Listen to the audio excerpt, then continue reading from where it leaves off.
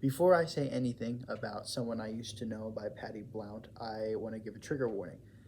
The title deals with sexual violence and the repercussions of sexual violence in the lives of victims and the family of victims. If that is all something that you can hear about right now, I invite you to listen on. How does one go about writing a book on the grave reality of rape culture? Patty Blount not only bounces between two narrators, which is Ashley and her older brother Derek, but she also bounces around the timeline itself.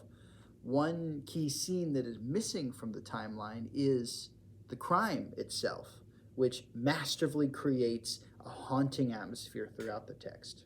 But the central conflict is not what you'd expect.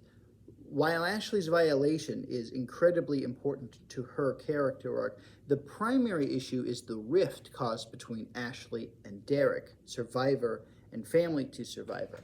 This disassociation is relatable to everyone, despite the circumstances of their rift being bumped up to the nth degree due to the circumstances surrounding it. The book also serves as a primer on rape culture and the groups dedicated to the erasure of rape culture, complete with a list of resources in the back of the book.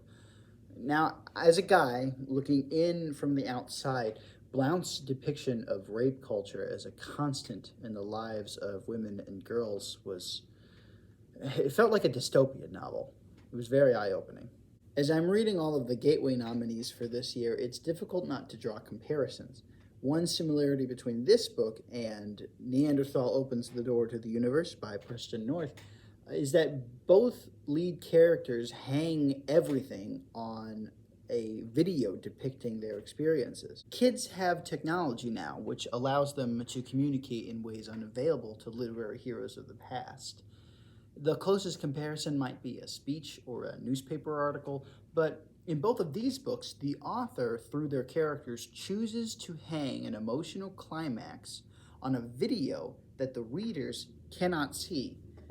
It's just something to think about. Someone I Used to Know is a book of heavy subject matter, and I haven't even scratched the surface of the themes going on here, like the relationships that you build after a trauma, the tools and the strategies that you use to come up from something like that. What it is like, truly, for a family member to exist alongside someone who goes through such terrible things.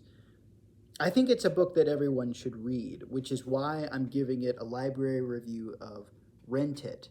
If you are reading it and you're like, I really don't know if I can continue to read this, that's fine. But I think that everyone should approach this title hoping to learn something of the human experience. You can find this book here on the award shelf for the school library, but it's also available physically and digitally at the St. Genevieve County Library. So thank you for watching this review. It means a lot that you clicked and you got this far. So yeah, I'm over halfway done reading the next book, which is Camp Valor by Scott McEwen. It is a book completely different from this book and from probably any other book. It's an adventure book. It's high stakes, it's high action. So I hope you'll join me for that review once I finished it and have the video up. In the meantime, my name is Name. I hope you have a great rest of your day, great weekend. Peace to you, and imagine on.